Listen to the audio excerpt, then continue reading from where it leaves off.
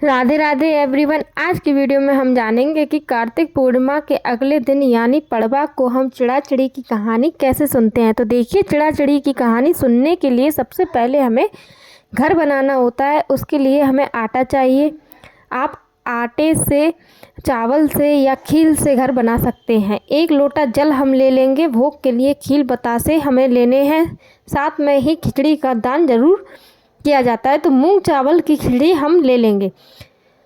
दक्षिणा हमें यहाँ पर लेनी है। यथासंभव आप दक्षिणा ले लीजिएगा। तिलक करने के लिए हम रोली ले लेंगे। तिलक लगाने के लिए चावल जो खिचड़ी है उनमें से हम ले लेंगे। इसके साथ ही हमें दीपक चाहिए होंगे। आप 5-7 2 दीपक ले लीजिएगा। बाकी आप चाहें तो 1-2 कैंडल भी आप ले सकते हैं। 2 दीपक ज़रूर ले लीजिएगा। इसके साथ ही हम आटा ले लेंगे चिड़ा-चिड़ी बनाने के लिए। जो आटा आप लेंगे इसमें नमक नहीं डालना है, बगैर नमक का आटा गूँध लेंगे। ये सारा सामान हमें चाहिए होगा। उसके बाद जहाँ पर भी हम यह बनाएंगे, जहाँ पर ये मकान बनाएंगे उस जगह को अच्छे से साफ़ कर लेंगे। उसके बाद आटे से हम मकान बनाएंगे।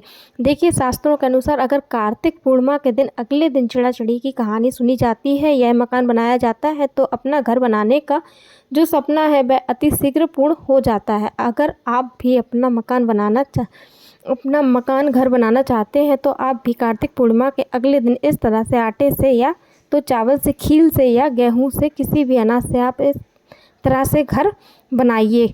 आप अपने घर में कहीं पर भी यह घर बना सकते हैं। आप चाहें मंदिर में भी यह बना सकते हैं, या आप चाहें तो कहीं हॉल में या किसी भी जगह आप ये घर बना सकते हैं। घर हमें इस तरह से बनाना है कि जो भी यह कमरे वगैरह बनाएंगे उसके दरवाजे हमें ज़रूर छोड़ने हैं।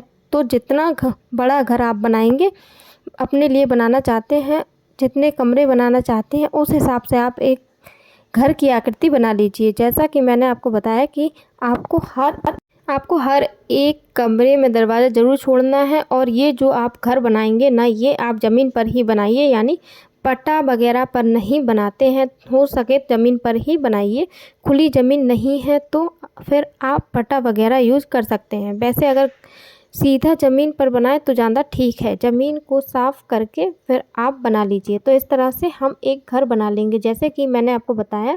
चाहे तो मंदिर में भी आप ये घर बना सकते हैं। घर बनाने के बाद हम आटे से चिड़ा-चिड़ी बना लेंगे। तो चिड़ा-चिड़ी की हम आकृति मात्र बना लेंगे। इसमें बहुत कलाकारी करने की ज़रूरत नहीं है। जैसी भी आकृति आपको बन जाए, आपसे वैसी ऐसा लगना चाहिए कि ये एक पक्षी है। तो यहाँ पर हमने चिड़ा बना लिया है। चिड़िया हमें इससे थोड़ी सी पतली बना लेंगे ताकि लगे कि हाँ, ये मतलब नर्मदा का थोड़ा सा फ़र्क हमें महसूस हो। तो यहाँ पर हमने चिड़िया बना ली है, चिड़ा बना लिया है। दोनों को घर के बिल्कुल बीच में हम बिठा देंगे। तो यहाँ पर बीच में विराजमान कर दिया है। उसके बाद घर के हर कोने में दिया रखना है। घर के हर कोने में प्रकाश होना चाहिए, तो चारों कोनों में दिया रख देंगे। बीच में भी हमें एक दिया रखना है। इसके बाद बाहर की तरफ आप चाहें तो दिया रख दीजिए, या गेट पर, जो मेन गेट है उस पर आप मोमबत्ती भी, कैंडल भी रख सकते हैं। जल के छींटे लगाकर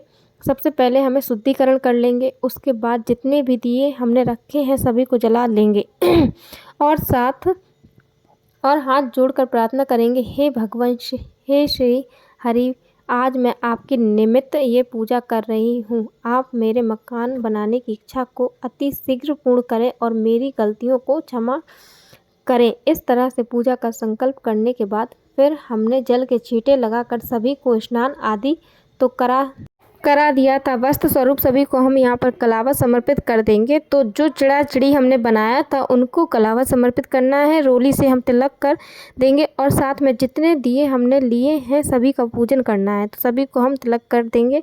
फिर अक्षत यानी चावल समर्पित कर देंगे और भोग के रूप में हम खील बतासे समर्पित करेंगे। घर के किसी भी कमरे को हमें खाली नहीं छोड़ना है।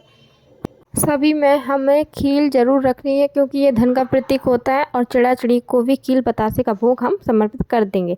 इस दिन दाल चावल की खिचड़ी दान करना बहुत शुभ माना जाता है और ठाकुर जी को भी दाल चावल की खिचड़ी का भोग ही लगाया जाता है। तो दाल चावल की खिचड़ी आप चाहें तो बना के समर्पित कर सकते हैं। साबुत दाल चावल आप समर्पित कर सकते हैं। उसके बाद फिर हम यथासंभव दक्षिणा समर्पित कर देंगे। फिर हम एक लोटा जल समर्पित करेंगे और इसके बाद हम चिड़ाचिड़ी की कहानी सुनेंगे। तो थोड़ी सी खिचड़ी अपने हाथ में लेके यानी दाल चावल हाथ में लेकर फिर हम चिड़ाचिड़ी की कहानी सुनेंगे। चिड़ाचिड़ी की कहानी का वीडियो आपको कहानी सुनने के बाद थोड़ी सी खिचड़ी हम चिड़ाचिड़ी को समर्पित करेंगे। थोड़ी जल के लोटे में डाल देंगे। बाकी खिचड़ी जो हमने दान की हुई खिचड़ी है उसी में हम रख देंगे। इस तरह से हमारी चिड़ाचिड़ी की कहानी पूरी हो जाएगी। कहानी पूर्ण होने के बाद हाथ जोड़कर पूजा में रही कमियों के लिए क्षमा याचना करेंगे और अपनी मनोकामनाओं को पूर्ण करने के लिए भगवान से प्रार्थना करेंगे।